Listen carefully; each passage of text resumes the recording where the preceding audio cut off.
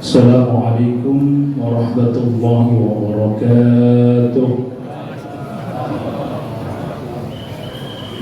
Alhamdulillah, wassalatu wassalamu ala rasulillah, sayyidina wa habibina wa syafi'ina wa maulana Muhammadin wa ala alihi wa sahbihi wa man tabi'ahu ila yaumil qiyamah, amma ba'du. Yang kami hormati Ketua DKM Masjid Al-Muhajirin Bapak Haji Joko, para pengurus lainnya, para penasihat, para pembina, guru-guru kita, mohon maaf tidak saya sebutkan satu persatu, namun tidak mengurangi rasa hormat dan ta'zim saya. Bapak-bapak, ibu-ibu semua, jamaah Masjid Al-Muhajirin yang insyaallah dimuliakan oleh Allah Subhanahu wa taala.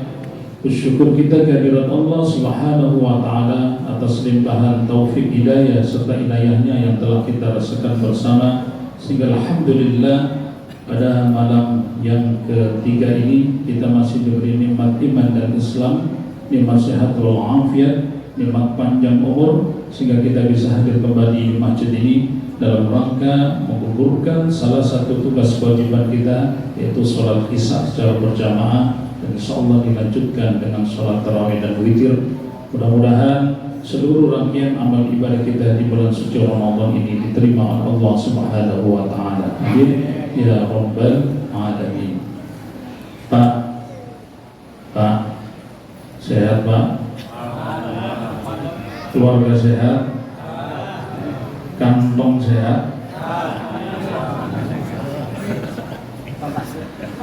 Bapak Ibu, di bulan Ramadan kita ini diperintahkan satu ibadah, namanya ibadah puasa.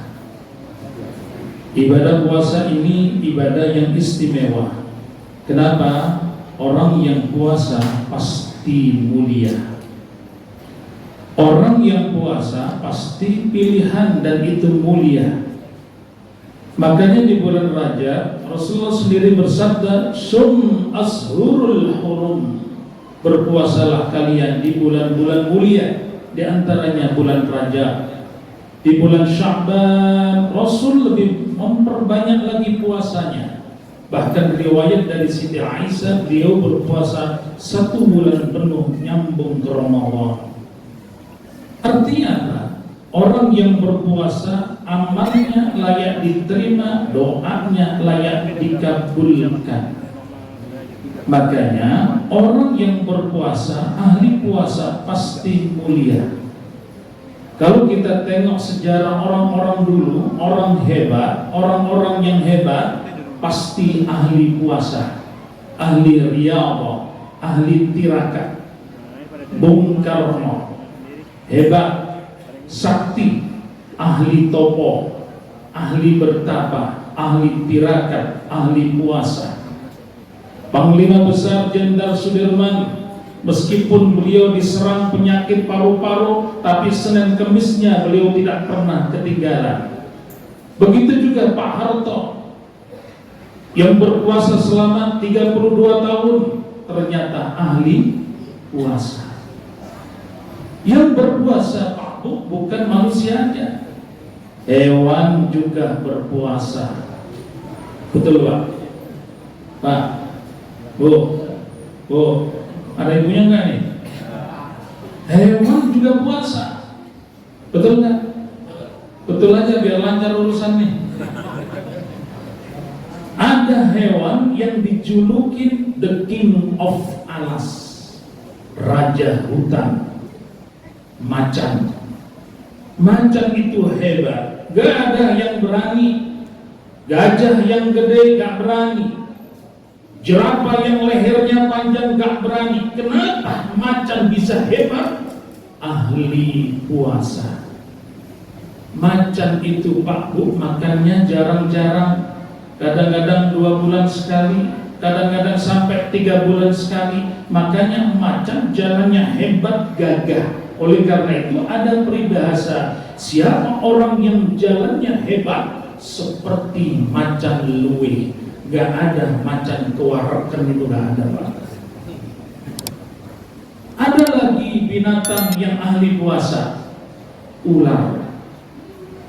Ular berbisa yang mematikan. Kenapa? Ahli puasa. Ular itu Pak Bu, makanya jarang-jarang Bapak Ibu pernah lihat ada ular ngemil terus? Pernah lihat Pak? Kalau ada itu namanya ular geragas.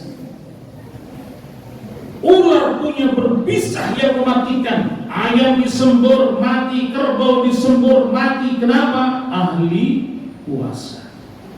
Beda dengan kita. Kita pagi nasi uduk, betul.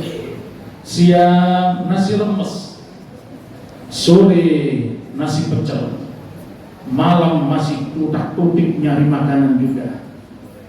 Makanya di bulan suci Ramadan ini Allah perintahkan kita berpuasa supaya apa? Derajat kita ini menjadi hamba yang hebat, hamba yang mulia. Makanya penutup ayatnya la'allakum tattaqun, supaya kita ini terbentuk menjadi orang-orang yang bertakwa.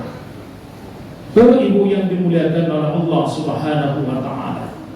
Jadi ibadah puasa ini adalah ibadah yang mulia, yang istimewa. Kenapa? Satu, ulama menyebutnya sebagai ibadah sirriyah, ibadah rahasia. Gak ada yang tahu.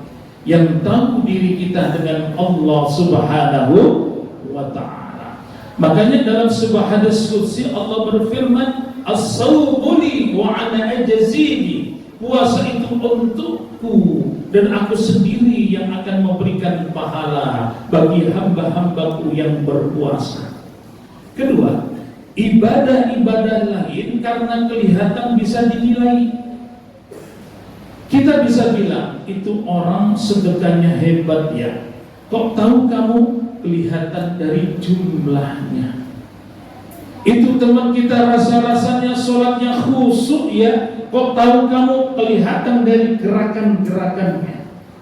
Itu tetangga kita rasa-rasanya hajinya haji mabrur ya, umrohnya umroh makbul ya. Kok tahu kamu? Kelihatan perilakunya setelah ia pulang dari haji, setelah ia pulang dari umroh. Tidak demikian dengan puasa. Puasa gak bisa dinilai. Gak ada orang bilang itu teman kita puasanya hebat ya. Kok tahu kamu? Meludah terus. Gak ada hubungannya ludah dengan puasa. Ibadah-ibadah lain gak bisa pura-pura, puasa bisa pura-pura. Betul Pak? Betul kan? Pura-pura sholat kelihatan, pura-pura sedekah, zakat apa yang mau dikasih, pura-pura umroh mau pergi kemana? Ke Pondok Gede. Pura-pura puasa gampang. Contoh, jangan ditiru. Contoh aja, karena gak pernah puasa. Awal puasa, laparnya luar biasa. Dia pegang HP, pencet GoFood, pesen mie Gajah Mada 3 porsi. Setelah datang masuk kamar, kunci rapat-rapat, dengan lahapnya ia makan sampai habis. Sebelum keluar kamar, bibir elap sampai kering. Setelah itu keluar kamar, jalan lemesin dikit. Kena kipas angin beragak doyong, kena AC beragak doyong. Orang yakin kalau kita puasa. Makanya puasa ini bisa pura-pura. Puasa sulit Pak, diserang penyakit riya. Gak ada orang yang nyombongin puasanya, gak ada orang yang mamerin puasanya. Nih Ramadan tahun ini saya buka sampai sahur 1 bulan. Rencana saya tidak tersentuh nasi. Percaya nggak Pak? Percaya nggak? Buka sahur nggak tersentuh nasi? Nggak akan percaya. Apalagi yang ngomong orangnya gemuk. Maaf yang gemuk, maaf. Kalau ibadah-ibadah lain gampang Pak diserang penyakit riya. Sedekah kalau sudah dipuji, kepalanya gede. Sholat ini paling gampang diserang penyakit riya. Contoh, saya jadi imam, Saya tengok ke belakang, ada mertua saya, saya pikir mantap sholat. Pakai jubah, pakai surban, pakai siwak. Bahasanya saya fasek-fasekin seperti orang 16 tahun di Mekah. Usolli fardhan, usolli fardhan. 16 tahun di Mekah.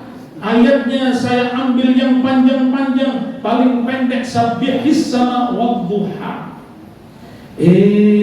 Giliran sholat sendirian di kamar Pak Bu, jangankan pakai jubah, jangankan pakai surban, kaos oblong cap semen 3 roda. Ayatnya paling panjang, inna a'toinakal kautsar sama qul huwallahu ahad. Itu pun karena gak ada yang pendek lagi. Coba kalau ada yang pendek lagi, ia incer tuh ayat. Berangkat dari sinilah Pak Bu, puasa ini adalah madrasah ruhani yang diaplikasikan dalam pengendalian nafsu. Jadi puasa ini mengendalikan nafsu lah, bukan menghilangkan nafsu. Kalau menghilangkan nafsu susah urusannya. Keluar puasa kita akan punya nafsu. Tapi kita dilatih di puasa Ramadan ini akan mengendalikan nafsu. Disinilah bedanya Pak Bu, manusia dengan malaikat, manusia dengan binatang. Kalau malaikat lempeng terus, bener terus, baik terus, gak usah heran Pak. Kenapa? Malaikat gak punya nafsu. Tuh malaikat Bu, ada ibunya, kekenyangan gimana? Malaikat lihat perempuan Pak, gak openg. Lihat duit, budek tuh malaikat tuh. Ya, makanya gak usah heran, nafsu gak ada. Nih manusia di tengah-tengah, Allah kasih akal, Allah kasih nafsu. Ketika manusia bisa mengendalikan nafsunya, derajatnya naik sejajar dengan malaikat, bahkan bisa melebihi malaikat. Ketika manusia kalah oleh nafsunya, dikendalikan oleh nafsunya, derajatnya turun sejajar dengan binatang. Balhum adhal, kata Al-Quran, bahkan bisa lebih buas, lebih buruk daripada binatang. Pak, kenal kerbau? Kenal kerbau? Kenalan di mana? Kerbau Pak, saking buasnya paling banter makanannya rumput. Betul. Gak ada dalam sejarah saking buasnya kerbau pindah makan spaghetti. Tapi kalau manusia buas gak cukup makan nasi. Manusia buas gak cukup makan nasi. Kabel telepon ia makan, rekening listrik ia makan, minumannya solar. Tuh manusia buas. Makanya tadi saya bilang puasa ini yang tahu diri kita dengan Allah. Contoh, di Antasari itu anak muda jam 1, jam 2 ngetrek. Karena ngetrek terus, sodok-sodokan lampu merah, ia jalan terus. Di ujung ada polisi, dicegat sama polisi. Prit, minggir. Iya Pak. Ada SIM? Ada Pak. Ada STNK? Ada Pak. Tahu lampu merah? Tahu Pak. Kenapa? Jalan terus. Saya kagak tahu kalau ada Bapak. Jawabannya enteng banget. Seolah-olah kalau kita ini gak ada Pak Polisi, kita ini bebas melanggar aturan lalu lintas. Pondok Cabe macetnya luar biasa sekarang macetnya. Itu gara-gara apa? Gara-gara bukan orang itu takut sama Tuhan, tapi takut sama polisi. Padahal orang yang dikatakan beriman, ketika ia sendiri sadari yang kedua Allah, ketika ia berdua sadari yang ketiga Allah, ketika ia bertiga sadari yang keempat Allah. Anta'budallaha ka'annaka tara. Inilah sumber kontrol yang efektif, merasakan Allah itu hadir dalam kehidupan kita. Wa huwa ma'akum aynama kuntum wallahu bima ta'malun